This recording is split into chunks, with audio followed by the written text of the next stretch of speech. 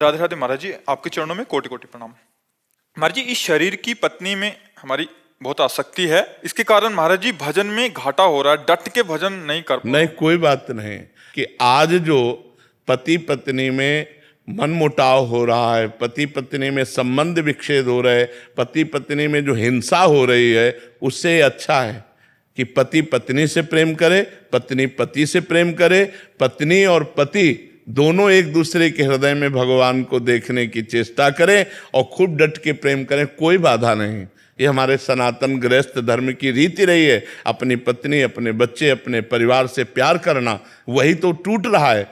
उसी की तो बात कर रहे हैं। थोड़ी थोड़ी बात में भाई भाई की हत्या कर रहा है, थोड़ी सी जमीन में, थोड़ी सी बात में भाई भाई की हत्या कर रहा है। अपनी वासना की पूर्ति के लिए पत्नी पति की हत्या कर रही है, अपनी अनुकूलता न मिलने के कारण पति पत्नी की हत्या कर रहा है। यही तो हम चाहते हैं कि आपस में प्रेम करो। प्रेम बाधक नहीं है, आप चिंता न करो, प्रेम करो और उस प्रेम को भगवान को समर्पित करो। नाम जप करो और कमाओ और पति पत्नी परिवार खूब प्रेम से रहो। यही हमारे सनातन धर्म की रीति है। ये झगड़ा, लड़ाई, हिंसा, व्यभिचार, बॉयफ्रेंड गर्लफ्रेंड, इधर उधर भटकना, ये हमारे रीति नहीं है।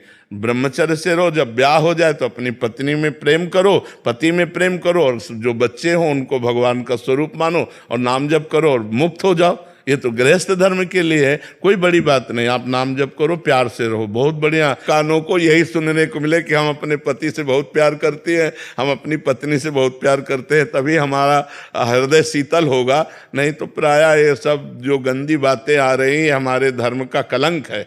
ये कलंक है, ये अच्छी बातें नहीं है।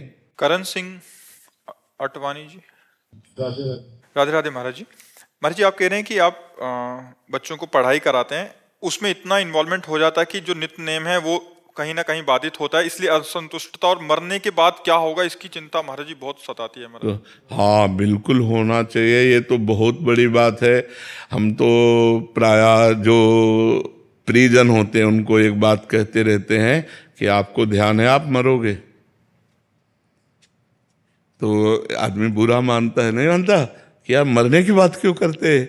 और मरने की बात ही हमको संभाल सकती है कि यार मरना है मुझे। अगर श्री कृष्ण ना मिले, प्रभु ना मिले, वो परमात्मा, वो वाहेगुरु ना प्रसन्न हुए, तो हमारे जीवन का लाभ क्या रहा। हमारा जीवन व्यर्थ चला जाएगा। तो ऐसे अन्य समय नाम जप करो, और जब पढ़ाई में इन्वॉल्व हो, बच्चों को पढ़ा रहे हो, तो बच्चों में भी भगवान को देखो, उस परमात्मा को देखो। और जय घंटे पढ़ाई की, उसके बाद उसको भगवान को समर्पित कर दो। कि जैसे हमने 5 घंटे पढ़ाई कराई, तो फिर 5 घंटे बाद हम हे प्रभु, हे करुणामय, हे वाहेगुरु, ये जो 5 घंटे हम विद्यार्थियों को पढ़ाते रहे, ये सेवा भी आपको समर्पित है। तो वो भी भजन बन जाएगी। कर्म समर्पण वो भजन बन जाएगा। और बीच बीच में नाम जप करते रहो। नाम जप निरंतर ना हो पावे तो जितना समय हमें मिले उतने समय को तो हम नाम जप में लगा दें, और शेष समय को भगवान को समर्पित कर दें, तो हमारा टोटल समय भगवान में चला जाएगा। इसलिए में भगवत प्राप्ति हो जाएगी।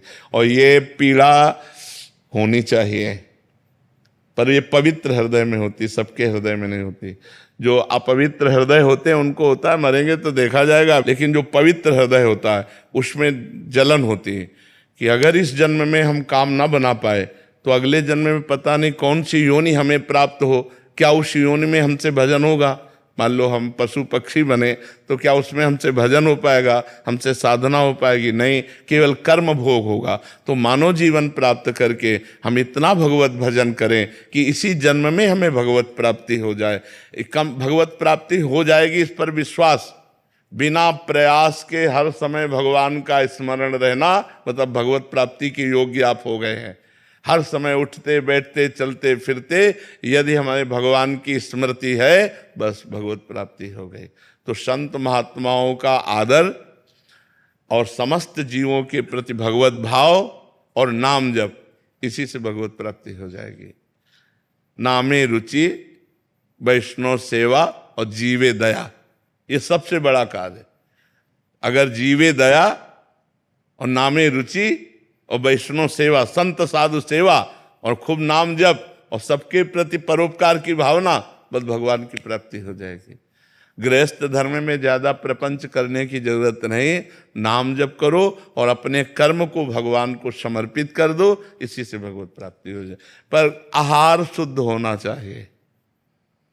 कई लोग भक्ति को तो करना चाहते हैं लेकिन आहार को नहीं सुधारना चाहते।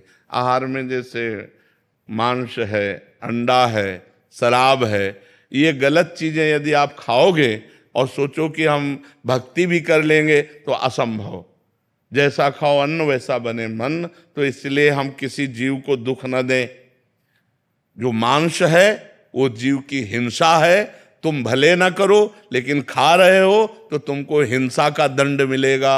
इसलिए आहार शुद्ध रखो, विचार शुद्ध रखो, अपने कर्मों को भगवान को समर्पित करो और नाम जप करो, तो गृहस्थ में रहते हुए भी भगवत प्राप्ति हो जाएगी। जी आहार शुद्ध है, नॉनवेज वगैरह या से, बहुत सुंदर, बहुत सुंदर। पर अगर मान लीजिए फास्ट फूड या वैसी चीजें खाते हैं, पवित्र दुकान से लेकर, पवित्र जगह से लेकर, प्योर वेजिटेरियन, हाँ, और भगवान को अर्पित करके, जैसे मान लो हाथ में लिए तो पहले वाहे गुरु का स्मरण किया, उनको अर्पित किया, फिर पा लिया, ठीक है।